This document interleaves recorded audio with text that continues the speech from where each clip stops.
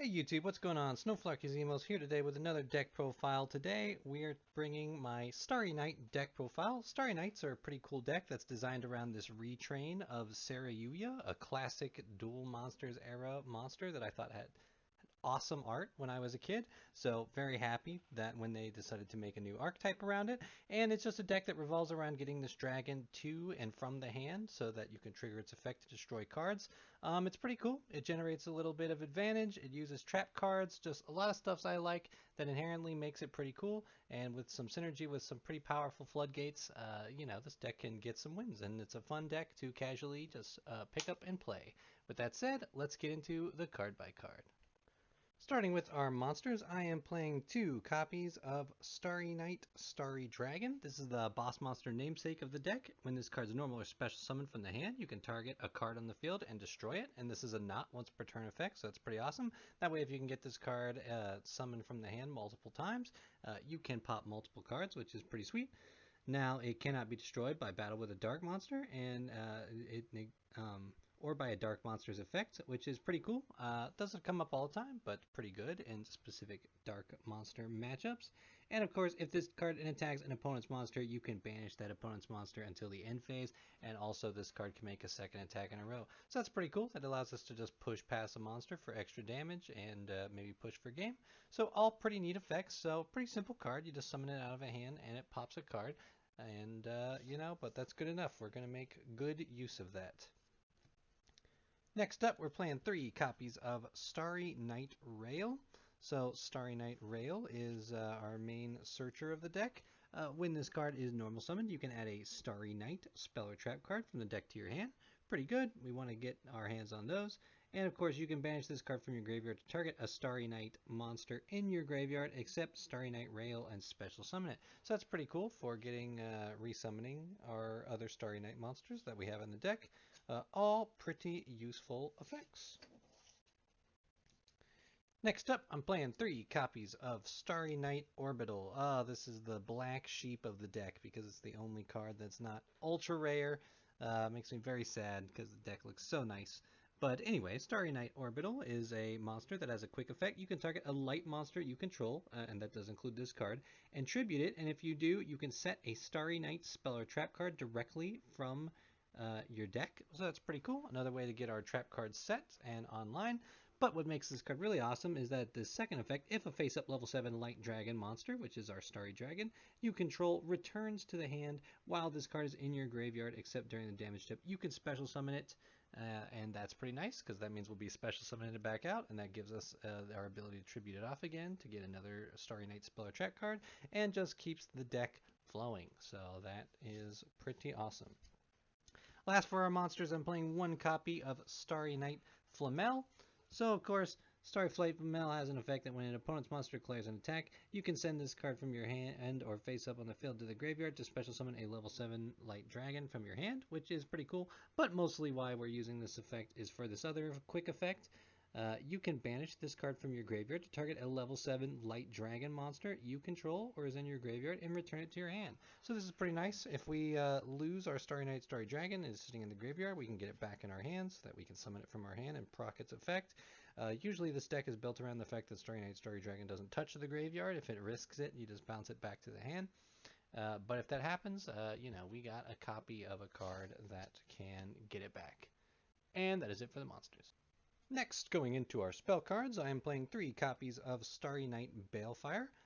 This is a pretty sweet spell card. You add a Starry Night monster or a level 7 light dragon monster from your deck to your hand. So that gets you any of the Starry Knights or Starry Dragon, basically any of the monsters of your deck. And if you control no monsters and your opponent controls a dark monster, you can special summon a level 7 light dragon monster from your hand. So that's a nice little added effect. This deck has lots of added effects that make it like a hard counter to dark monster decks, which is pretty neat and interesting. But otherwise, at worst, it's just a searcher for any of our Starry Night monsters, and, that's good enough that we're going to run three copies of it. Next, I'm playing two copies of Starry Night Ceremony. So Starry Night Ceremony is a continuous spell that during our main phase allows us to reveal a light fairy monster in our hand. And if we do, add a level 7 light dragon monster from our deck to our hand and shuffle that fairy monster back into the deck. So that's pretty cool. We definitely want to see Starry Night, Starry Dragon. So if we have too many of the normal monsters, we can shuffle one back and let it become the Starry Night Starry Dragon. Very useful. And of course, whenever your opponent activates a card or effect, you can special summon a light dragon monster from your hand. So that's pretty nice. That works on either player's turn, so we're definitely going to be using it as a way to get out of our hand. Now, of course, that is a hard once per turn, so we can only use it once per turn, but being able to use it once per turn on either player's turn is definitely pretty nice. Good card to have. Next up, I'm playing 3 Pot of Extravagance to dig further in our deck. Not a lot of great extra deck plays we can do, especially in this build where we're relying on trap cards and floodgates to help carry our deck, slow down the game so that a strategy like this can win. So we're going to turn that extra deck into card advantage. We're going to banish 6 of those random extra deck cards face down and draw 2 cards, which is pretty sweet. And last, I'm playing 2 copies of Pot of Duality. There's a couple times that you'll find on your turn, especially your opening turn, you don't necessarily want to special summon it. And Pot of Duality is just nice because we can dig for a specific tool that we're missing, whether it's a monster card to get things going, or one of our key traps that's going to help us win the game and slow our opponent down to our level. So Pot of Duality, good little consistency tool to have as 2 of. And that's it for the spells. Next, taking a look at our trap cards, I am playing 3 copies of Starry Night Arrival. So Starry Night Arrival is, of course, a continuous trap. That's pretty nice. During the main phase, you can activate one of these effects, target a level 7 Light Dragon monster and either put it in our hand, or take a level 7 Light Dragon monster from our hand and special summon it. So that's pretty cool. It does kind of stink that it's only in the main phase, but that's perfectly fine. You know, we just drop Starry Night, Starry Dragon in the main phase. The main loop is that we want to have Starry Night Ceremony to summon it out of our hand after our opponent plays a card. And then if it risks getting destroyed, we can use Starry Night Arrival here to bounce it back safely in our hand. Or if we have 2 dragons, you know, we can summon another dragon if our opponent isn't able to get rid of our dragon. So pretty good card. Definitely want to see it. This keeps the loop of keeping our Starry Night, Starry Dragon safe and allows us to continually summon them across several turns, so we definitely want to see that card. Next, I'm playing 3 copies of Starry Night Blast. Starry Night Blast is pretty cool. When your opponent activates a card or effect, you can return a level 7 Light Dragon monster you control to the hand, which is something we want to do anyway, to negate the effect, and if you do, destroy the card. This card is nice, especially with the ability to set it directly from the deck with Starry Night Orbital, and gets us a free negate while also getting our Starry Night Dragon back in our hand as a way to get him back in our hand so we can resummon him and pop a card. So that is just pretty nice. The fact that this card is searchable is pretty awesome. You'll definitely burn through a couple of these a game. Next up, looking at some floodgates we are playing 3 copies of Summon Limit. There's not too many times you're going to be able to summon more than twice in this deck, so Summon Limit brings other decks down to our level by limiting the amount of summons either player can do to a maximum of 2. So, you know, that makes Starry Night a lot stronger once combo is hindered a bit. And floodgates like this are definitely when we want to play 3 Starry Night Blast so that we can protect them when our opponent tries to out. But when your opponent's limited to summoning 2 monsters, you know they can't really combo into a card as easily to deal with your board. And of course, being able to summon 2 monsters and then pop one with Starry Night, Starry Dragon, leaving only one that we can probably remove on our turn, means that we can always kind of keep our opponent off of their extra deck, and that's very important for this deck to win.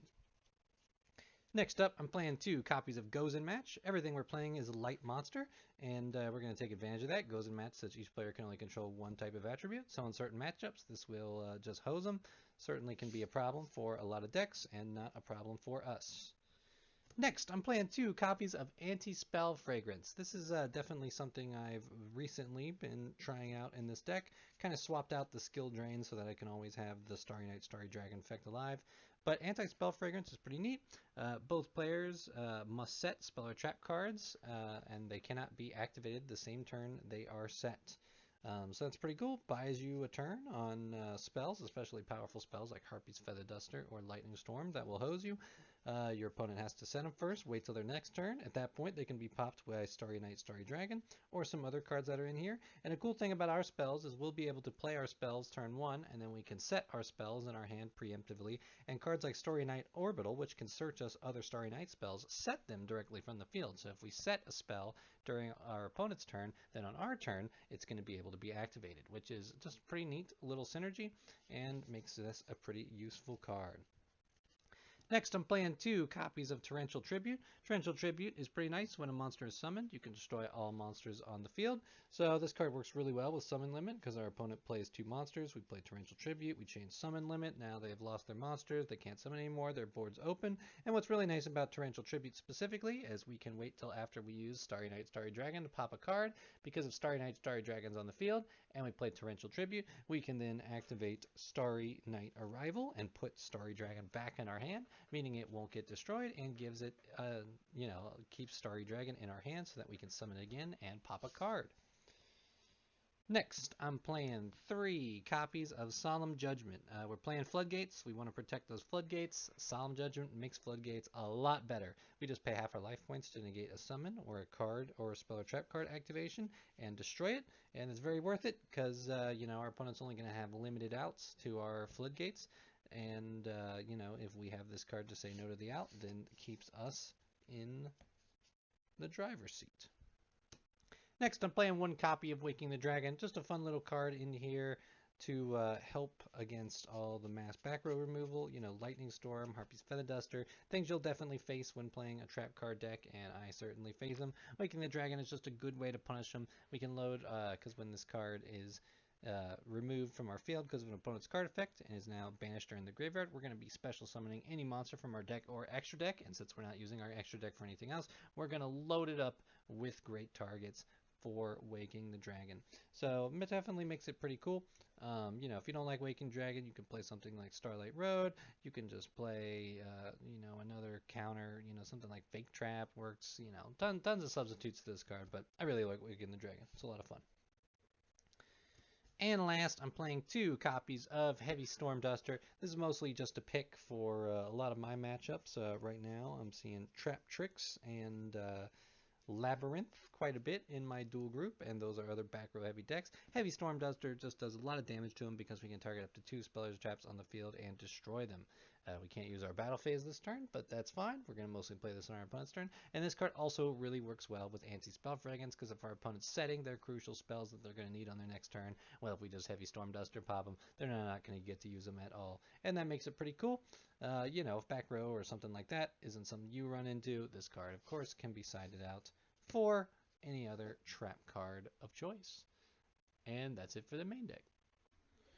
Going into our extra deck real quick, I am playing 3 copies of Last Warrior from Another Planet. This extra deck is all targets that can be summoned off of Waking the Dragon. Last Warrior from Another Planet is a really nice card because it just says when this card's on the field, neither player can summon monsters. So if their opponent's board is open when they hit us with the Lightning Storm or the Harpy's Feather Duster, we can summon Last Warrior, and then all they can do is set monsters, and we can whittle away. So just a nice option to have. Next up, we are playing 3 copies of Naturia Exterio. Exterio is a good monster to pull out in certain matchups that are very spell and trap dependent because this card can negate spells and traps on either player's turn and not even once per turn. All you have to do is have a card in the graveyard to banish and then send the top card of your deck to the graveyard. So as long as you have that set up, you can keep banishing spells and traps infinitely. So if a matchup is very dependent on their spells and traps resolving, they are not going to like to see that card. Next up, I am playing 3 copies of Raid Raptor Ultimate Falcon. Raid Raptor Ultimate Falcon is a nice boss monster to have. It's a 3,500 attack monster that's unaffected by other card effects. That makes it really hard to deal with. You're either going to have to kaiju over it or find a way to beat it by battle. And there are just certain decks and matchups that are not going to be able to deal with that monster. And that makes Raid Raptor Ultimate Falcon a good target to go into. Next up, I'm playing 3 copies of Blue Eyes Alternative Ultimate Dragon. This monster has 4,500 attack. Now it can't be targeted or destroyed by card effects, which is not as good as being unaffected, but still pretty good. And 4,500 attack, an extra 1,000 attack is pretty nice to have. Additionally, this card has an effect that we can destroy a card on the field instead of attacking with it this turn, and that can come in handy. Just a good option to fill out the extra deck. And lastly, I am playing 3 copies of Geomathmech Final Sigma.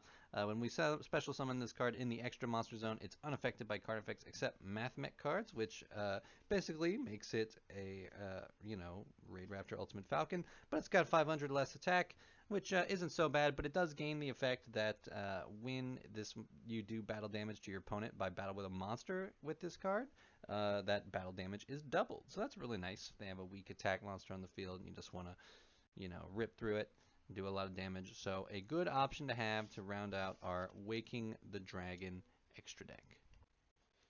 So that is it for our Starry Knight, Starry Dragon deck profile. Again, just a deck I have a lot of fun with. I love how shiny and nice the cards look, and I just like the simple strategy of just simple advantage generation. And once the game is slowed down with summon limit or something, Starry Knight, Starry Dragon becomes really powerful, just constantly popping a card and being able to answer anything our opponent can do, which becomes a lot more realistic when the game's slowed down enough that I only need one or two pops from Starry Knight, Starry Dragon to keep on top of things. But very fun deck. Very much love it. Love to know if you play Starry Knight, Starry Dragon, anything you're doing with it. Thanks for checking out the profile. I'll talk to you in the comments below. Catch you in the next one.